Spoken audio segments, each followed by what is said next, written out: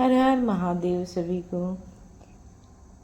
हमारे भारतीय संस्कृति में 16 सोमवार व्रत की कथा का अटूट विश्वास है और ये व्रत भगवान शिव की आराधना के लिए समर्पित है। सोमवार का दिन ऐसा माना जाता है कि सच्चे मन से किया गया सोमवार व्रत जीवन की हर बाधा को दूर कर देता है और मनोकामनाएं पूर्ण करता है।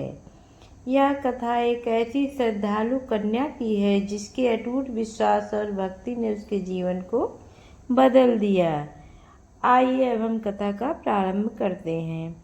प्राचीन समय में एक सुंदर नगर में सावित्री नामक एक कन्या रहती थी। वह अत्यंत सरल, विनम्र और धार्मिक प्रवृत्ति की थी। उसके माता पिता निर्धन थे परंतु संस्कारों में समृद्धि से परिपूर्ण थे। सावित्री बचपन से ही भगवान शिव की अनन्य भक्ति करती थी। हर सोमवार वह प्रातःकाल उठकर स्नान करती, स्वच्छ वस्त्र धारण करती और पास के शिव मंदिर में जाकर जल, बेलपत्र और धतूरा अर्पित करती। उसके मधुर कंठ से ओम नमः शिवाय मंत्र की ध्वनि मंदिर में गूंज उठती थी। समय बीतता गया, सावित्री विवाह योग्य हो गई परंतु उसके माता पिता की आर्थिक स्थिति कमजोर थी। अच्छे रिश्ते आते पर दहेज की मांग के कारण बात आगे नहीं बढ़ पाती। माता पिता चिंतित रहने लगे। एक दिन सावित्री ने अपनी माता को उदास देखा और उसका कारण पूछा तो माता ने कहा, बेटी हमें तो तेरे भविष्य की ही चिंता लगी रहती है। उसी रात सावित्री को स्वप्न में दिव्य प्रकाश दिखाई दिया।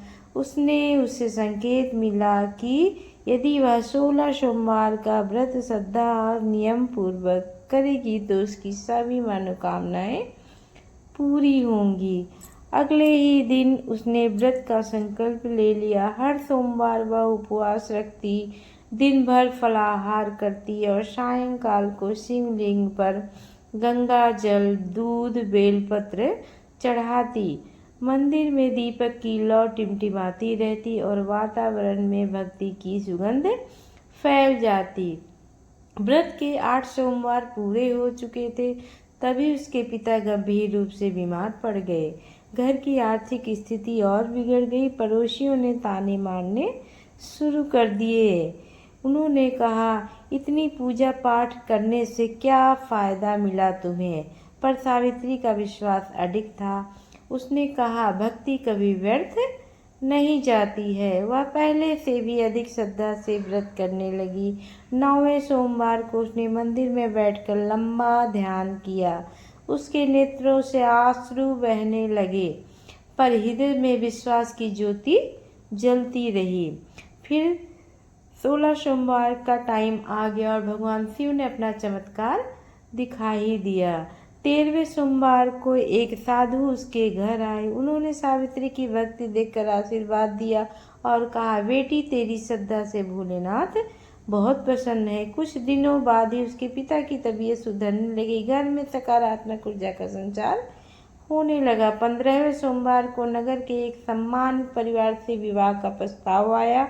वे लोग दहेज के विरोधी थे और संस्कारों का महत्व देते थे। उन्होंने सावित्री को देखा और उसकी सादगी से बहुत ही प्रभावित हुए।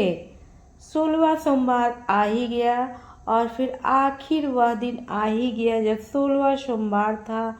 सावित्री ने विशेष रूप से भगवान की पूजा की, मंदिर को फूलों से सजाया और उसने शिवलिंग पर चंदन, अक्षत और पुष्प अर्पित किए। उसने अपने हाथों को जोड़कर प्रार्थना की, हे भोलेनाथ, यदि मेरी भक्ति में सच्ची आराधना है तो मेरे माता पिता का जीवन सुखमय कर दीजिए। उसी समय मंदिर में घंटियों की मधुर ध्वनि गूंज उठी। वैसे लगा जैसे स्वयं भगवान शिव उसकी प्रार्थना स्वीकार कर ली हो। कुछ ही समय में उसका विवाह उसी सम्मानित परिवार में तय हो गया। विवाह धूमधाम से संपन्न हुआ। उसके माता पिता के चेहरे पर वर्षों बाद सच्ची मुस्कान दिखी। हर हर महादेव।